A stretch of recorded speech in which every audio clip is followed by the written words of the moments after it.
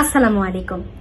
আমরা সিনিয়ররা জুনিয়রদেরকে ভর্তি প্রক্রিয়া সম্পন্ন করার ক্ষেত্রে সর্বপ্রথম যে কথাটা বলে থাকি, ঢাবিতে চান্স পাওয়ার থেকেও ভর্তি হওয়া বেশি কঠিন।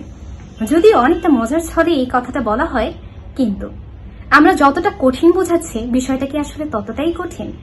চলো আজকে বিস্তারিত জেনে নিই। তোমাকে নির্দিষ্ট একটা ডেট রেঞ্জ দেওয়া হবে, অর্থাৎ এই তারিখ থেকে এই তারিখের মধ্যে তোমাকে ভর্তি প্রক্রিয়া সম্পন্ন করতে হবে।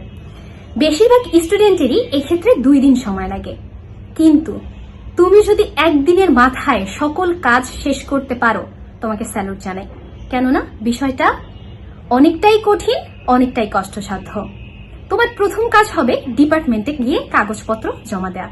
তুমি যত দেরি ঘুম থেকে উঠবা, তুমি যত দেরি ডিপার্টমেন্টে পৌঁছাবা, দেখবা যে তত বড় লাইনে দাঁড়িয়ে 1 পা 2 পা করে এগিয়ে তোমাকে কাগজপত্রগুলো জমা দিতে হবে। এক্ষেত্রে আবার অনেকেই একটা কাগজের জায়গায় অন্য কাগজ নিয়ে যায়। আমি সেম কাজটা করেছিলাম, কিন্তু ভাগ্যিস আমার ব্যাগে ওই প্রয়োজনীয় কাগজগুলো ছিল, তো আমি বদলিয়ে যে প্রয়োজনীয় কাগজগুলো ওখানে দরকার সেগুলো জমা দিই। কষ্ট করে সিরিয়াল পেরিয়ে তুমি কাগজপত্রগুলো জমা দিলে, এখন তোমার কাজ হবে ব্যাংকে যাওয়া। ব্যাংকেও গিয়ে দেখবে এত বড় বড় সিরিয়াল, সেখানে দাঁড়িয়ে গুনগুন করে গান গাইতে গাইতে বামে তাকিয়ে ডানে তাকিয়ে তারপর সামনের দিকে তাকাবা, দেখবা যে কচ্ছপের থেকেও ধীর গতিতে আসলে সকল কার্যক্রম হচ্ছে। এটা তোমার আর কি মনে হবে? তো তারপর তুমি আবার 1 পা 2 পা করে এগিয়ে সুন্দর মতো ডিপার্টমেন্টের টাকাটা জমা দিবা, এবং যে রসিদটা পাবা সেটা নিয়ে আবার তোমাকে ডিপার্টমেন্টে যেতে হবে। ডিপার্টমেন্টে গিয়ে তুমি ওই রসিদটা দেখিয়ে পে ইন স্লিপে চেয়ারম্যানের স্বাক্ষর নেবা। এরপর ওই পে ইন স্লিপটা নিয়ে তোমাকে হলে যেতে হবে। তোমার হল যদি কাছাকাছি হয় আলহামদুলিল্লাহ, আর যদি আমার মতো দূরে হয়, একদম মনে হয় পৃথিবীর এ প্রান্ত আর ও প্রান্ত, হয়তো বা হলগুলোর মধ্যে সবচেয়ে দূরে আজিমপুর কবরস্থানের ওখানে, সুন্দর মতো রিক্সায় চেপে যাও।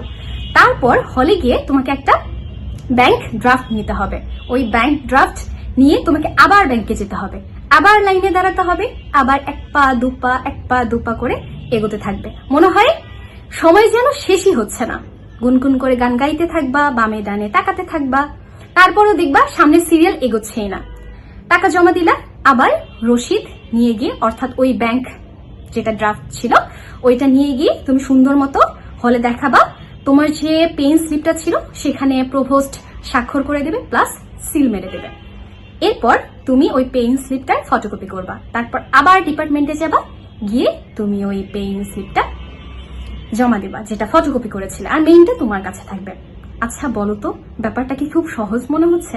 না, আমি একদম শেষ পর্যন্ত পৌঁছেছিলাম, কিন্তু শুধুমাত্র প্রভোস্টের সিগনেচার নিতে পারিনি, এজন্য আমাকে আবার দ্বিতীয় দিন যেতে হয়েছে। এই যে বারবার সিরিয়ালে দাঁড়ানো, ব্যাংকের লাইন ধরে দাঁড়িয়ে থাকা, এখন আরো কিছু বিষয় ক্লিয়ার করি। ব্যাংকের লাইন একটা না, অনেকগুলো হয়, এবং এই লাইনগুলো আবার 2 ভাগে বিভক্ত থাকে। কিরকম? একটা থাকে দরজার বাহিরে, আরেকটা থাকে দরজার ভিতরে। বুঝতে পেরেছো? তো এক্ষেত্রে দেখা যায় আবার তুমি ধরো শেষ পর্যন্ত পৌঁছেছো, কিন্তু দেখা গেল যে প্রভোস্ট নেই, সিগনেচার পেলে না, তোমাকে বলবে যে পরের দিন আসো। তারপর পরের দিন সুন্দর মতো আসলা। আর আমার মতো যদি ভুলের পর ভুল করতে থাকো, ভুলের পর ভুল, আমার মায়ের নামে একটু সমস্যা ছিল, আমি ওটা খেয়াল করিনি, যার কারণে আমাকে পরবর্তীতে আবার সংশোধন করতে হয়েছে। এই যে এত কষ্ট করেছি, আমি ভর্তি প্রক্রিয়া সম্পন্ন করেছি, সেই কষ্টের দ্বিগুণ কষ্ট আমার আবার তখন করতে হয়েছে।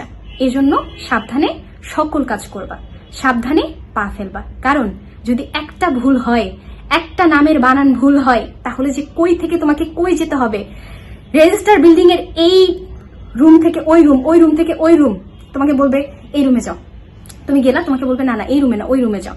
এখনো এরকম আছে কিনা আমি জানি না, আমার সময় কি বলবো, আগে তো আরো বেশি ছিল। এজন্য সকল কাজ সাবধানে করবা।